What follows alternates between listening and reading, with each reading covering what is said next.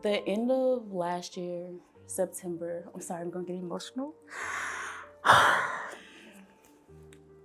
She got sick. And it was a rare case of cancer, so there's no cure, There's really nothing that can be done about it. And, just been trying to focus on the positive and stuff like that, but realistically, it's not looking good.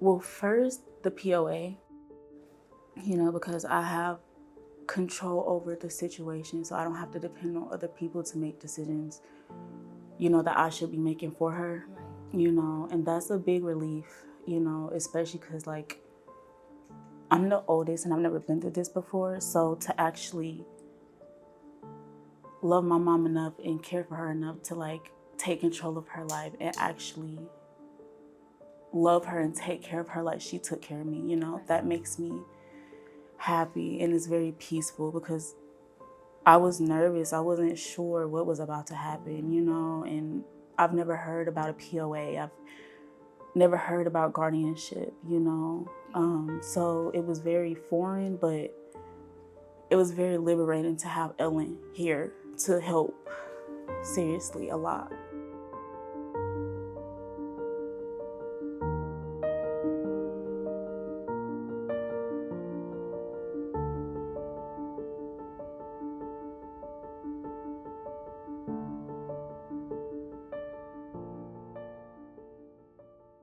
Take this into consideration that this is very helpful for a lot of people that's going through things like this, and especially with no support or not a lot of support, this is the biggest support that I need.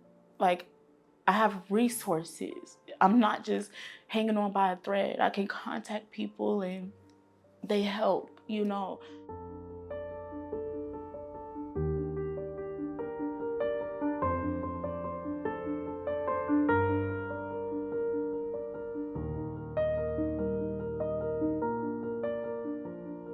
I was so upset that I had to have someone help me. As a seemingly able-bodied person, right? You look at me and I look okay. But now I'm gonna cry when they leave. I've made friends, it's just, because that was also the other thing too, is I was just living in a solitary world. And I had so much depression, I was on so much more medication, and just everything's turned around for me, everything.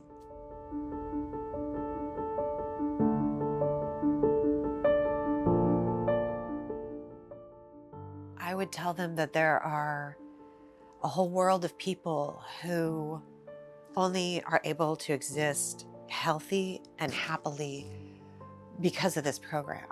I'm a person who's getting well because of this program, and I wouldn't have without it.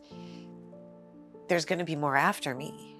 And so you can't lose this program, or you're going to lose people like me and people like the next person that comes along and needs help. We're going to be, I could have died. Like I almost died 3 times during this whole, this last year. And so I know that this saved my life in more ways than one. My mental health, my physical health, my ability to live a life, go to doctors. Please save it. Is all I guess I can say, is please don't let this go away.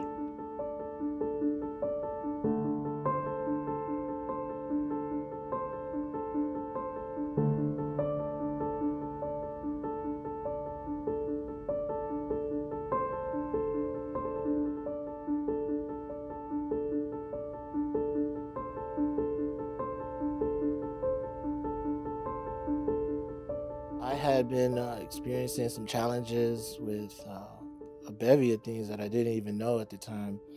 And it all came to a head usually, or like during COVID. And so during that time, I also got into a motor vehicle accident where I was a pedestrian. And it really was a life changing event. And as I got out of that physical rehab, I started to like have to change my habits, work schedules, things of that nature, and it became a lot.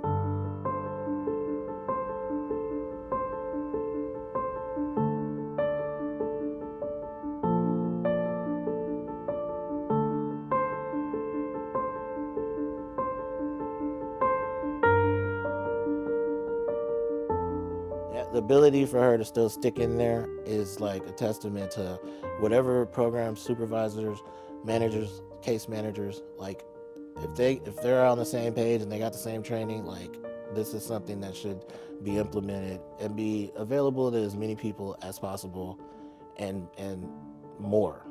Like even if people are say that they're okay, they still should be able to get some help with being okay. Right? You got a lot of money, you're gonna have a money manager. You got good health, you need a health manager, right? You might need a trainer. You might like even it shouldn't be reduced. It shouldn't be cut. It should be implemented the way it is and available to more people.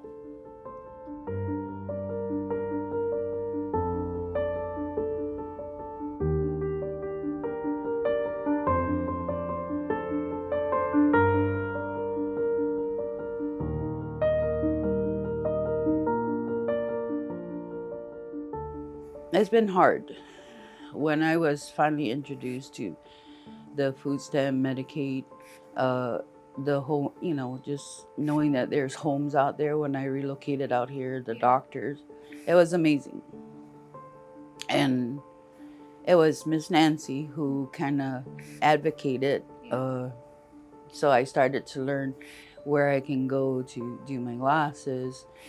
My wheelchair was Miss Nancy's blessing because I was falling a lot. I fractured my ribs several times.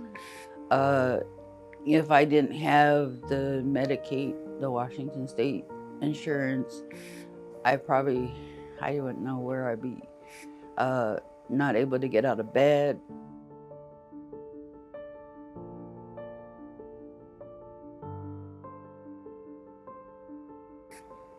Oh, I'll be devastated. Sorry. Ms. Nancy is a big part of my life.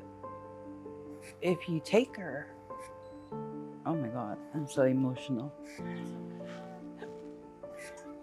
Not just Miss Nancy, but any other worker that is assigned to certain people like myself. If we lose this program, if we lose our insurance, our navigators, our helpers, our coordinators, people like me will suffer. People like me will probably die.